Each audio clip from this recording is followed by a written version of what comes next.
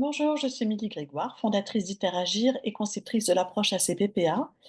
Aujourd'hui, j'ai intitulé ma vidéo de la posture d'expert à celle de facilitateur, un voyage vers une nouvelle approche de l'accompagnement.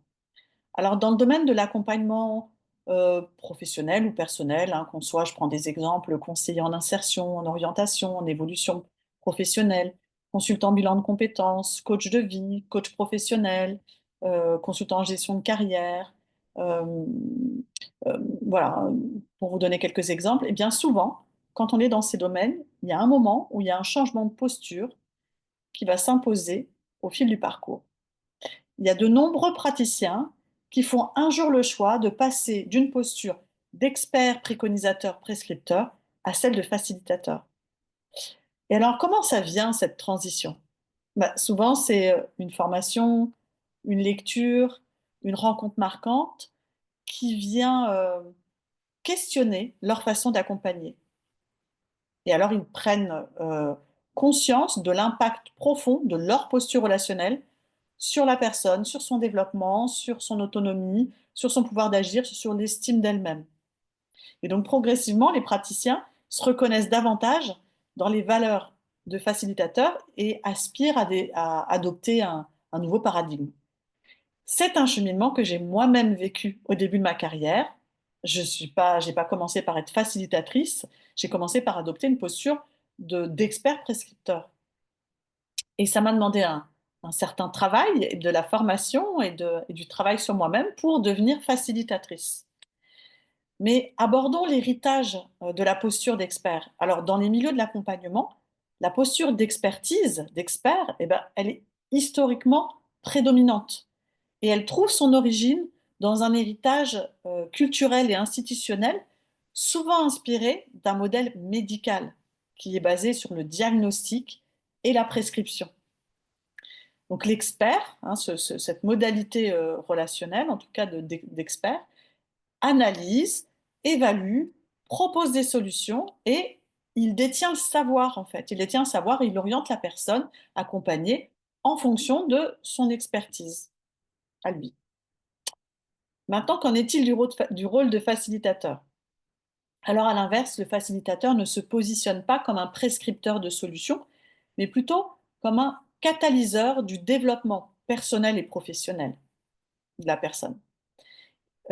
Le facilitateur, il facilite un processus d'apprentissage, un processus de réflexion, d'exploration, d'auto-résolution de problèmes, permettant aux individus ou aux groupes d'explorer leurs propres ressources, de connecter à la question du sens et puis de faire des choix éclairés. Alors son rôle, il repose sur l'art du questionnement, la création d'un cadre de confiance, d'une alliance de travail, la conviction que chaque personne détient en elle les clés de son propre cheminement.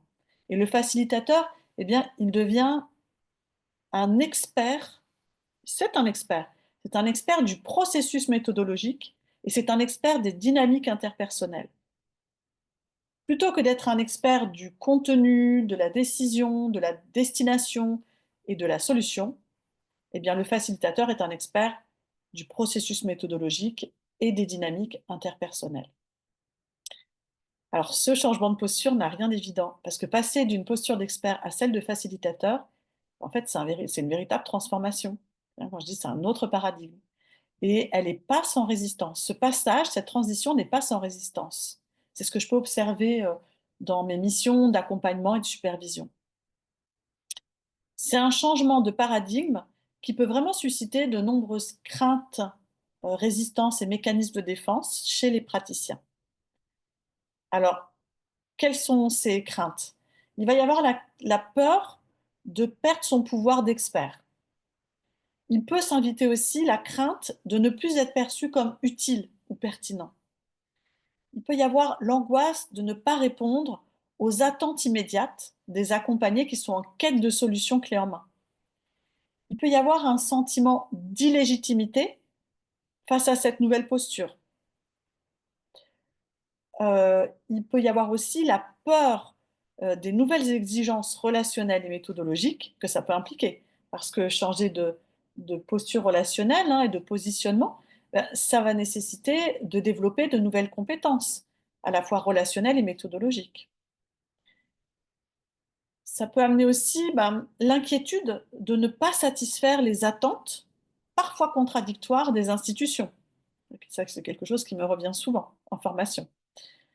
Et puis enfin, bien sûr, la peur de l'inconnu, hein, qui pousse à vouloir tout contrôler, tout maîtriser. Et dans l'expertise, on a cette sensation de contrôle et on doit apprendre à lâcher prise, lâcher le contrôle avec la posture de facilitateur.